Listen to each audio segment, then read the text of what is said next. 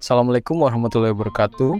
Selamat datang di video tugas Etika Profesi kelompok 1 kelas Y7C yang beranggotakan saya sendiri yaitu Irham Mustafa dengan NPM 2019 43500 548. Saya Muhammad Iqbal dengan NPM 2019 43500 470. Dan saya Septio Gusnarianto NPM 2019 43500 0623. Pada video kali ini kita akan membagi menjadi 3 bagian, yaitu bagian pertama, apa itu carding, bagian kedua, kasus-kasus carding, dan yang terakhir bagian 3, yaitu ulasan startup gudang ada. Apa itu carding? Carding adalah salah satu bentuk penipuan kartu kredit, di mana penipu akan mencuri nomor kartu kredit seseorang dan memanfaatkannya salah satunya untuk membeli gift card prabayar. Nantinya kartu gift card tersebut dapat dijual kembali untuk mendapatkan uang. Terdapat 4 jenis carding. Yang pertama, misuse of card data.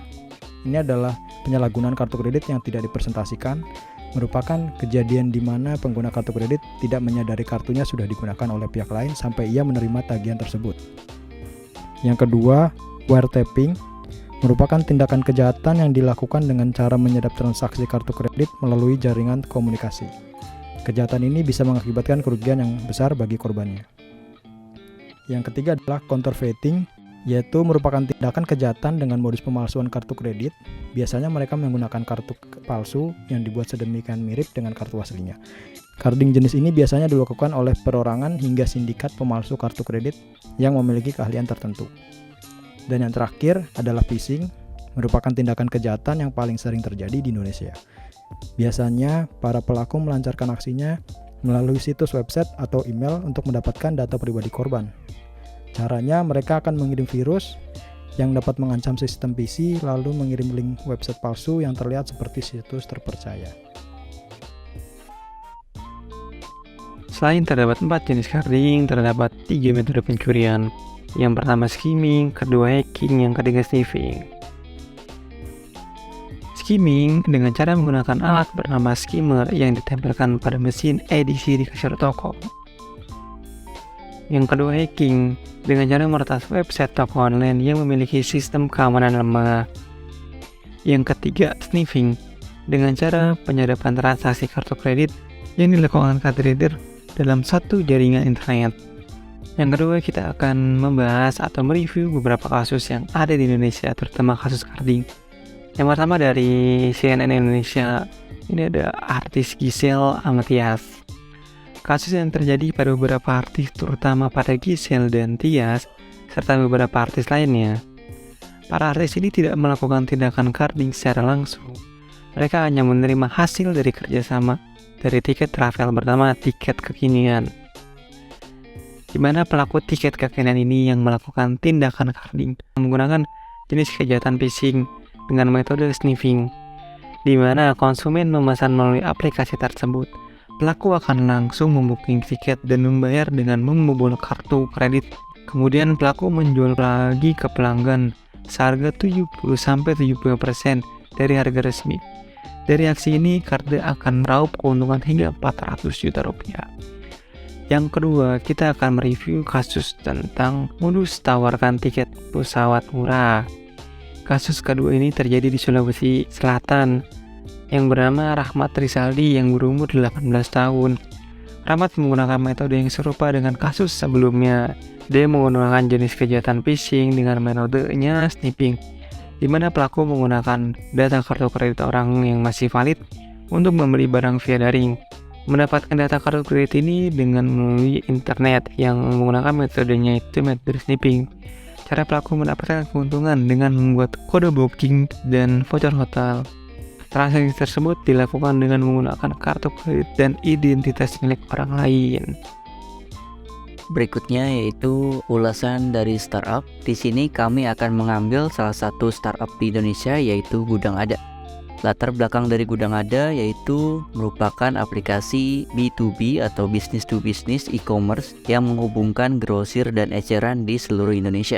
Nah, Gudang Ada ini diluncurkan pada bulan Januari 2019. Gudang Ada hadir sebagai solusi bagi produsen dan pedagang untuk bertransaksi lebih cepat, lebih murah, lebih cerdas, dan lebih besar.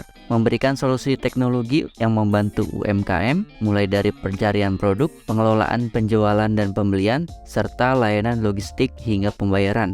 Selanjutnya ada visi dari Gudang Ada, yaitu membangun infrastruktur B2B e-commerce platform terbesar di Indonesia. Lalu juga ada misinya, yaitu memberdayakan para pelaku industri B2B melalui teknologi agar dapat bertransaksi lebih cepat, lebih murah, lebih cerdas, dan lebih besar. Selanjutnya ada layanan atau produk dari Gudang Ada. Nah, Gudang Ada ini menyediakan berbagai layanan online untuk para pedagang grosir maupun retail. Nah, yang pertama itu ada marketplace-nya, yaitu jual beli grosir dalam satu aplikasi. Nah, tempat jual belinya ini yaitu barang grosir dengan harga terbaik, mulai dari sembako, mie instan, bumbu dapur, susu, bahkan hingga peralatan dapurnya. Selanjutnya yang kedua yaitu Gudang Ada Solusi. Nah, Gudang Ada Solusi ini adalah aplikasi manajemen toko yang dibuat khusus bagi pedagang grosir maupun eceran. Nah, Gudang Ada Solusi ini punya fitur yang lengkap. Yang pertama tuh ada manajemen stok, mengelola transaksi yaitu cetak atau print stroke, terus ada laba atau rugi, piutang, sampai laporan keuangannya juga ada. Selanjutnya yang ketiga ada Gudang Ada Logistik. Nah, Gudang Ada Logistik ini terbagi menjadi dua. Yang pertama tuh ada layanan pengiriman Gudang Ada. Nah, di pengiriman Gudang Ada ini punya keunggulan. Nah, keunggulannya itu apa? Keunggulannya yang pertama ke tepat waktu, pelayanan terbaik, sama jangkauan ekspedisi yang luas ke seluruh Indonesia. Lalu selanjutnya yaitu layanan penyimpanan Gudang Ada. Di layanan penyimpanan Gudang Ada ini mempunyai beberapa keunggulan. Yang pertama tuh durasi sewa yang fleksibel, tidak perlu biaya operasional, dan operasional itu dikelola oleh mitra Gudang Ada Warehouse. Selanjutnya yaitu pendiri dari Gudang Ada. Nah, bagi kalian yang belum tahu, founder sekaligus CEO dari Gudang Ada ini yaitu Stephen Seng. Nah, apa aja sih pencapaian dari Gudang Ada ini? Nah, bagi kalian yang belum tahu, Gudang Ada ini memiliki 750.000 mitra pedagang di 500 kota di Indonesia. Nah, kotanya itu dari mana aja? Kotanya itu dari Pulau Sumatera sampai Papua ada. Terus juga memiliki 135 juta dolar pendanaan. Selanjutnya yaitu UMKM yang bermitra dengan Gudang Ada mengalami peningkatan bisnis 30-50%. Selanjutnya investor yang menaungi Gudang Ada. Gudang Ada ini dinaungi oleh beberapa investor ternama. Kalian bisa lihat ini adalah beberapa investor yang menaungi Gudang Ada. Oke, cukup sampai sini aja. Terima kasih. Wassalamualaikum warahmatullahi wabarakatuh.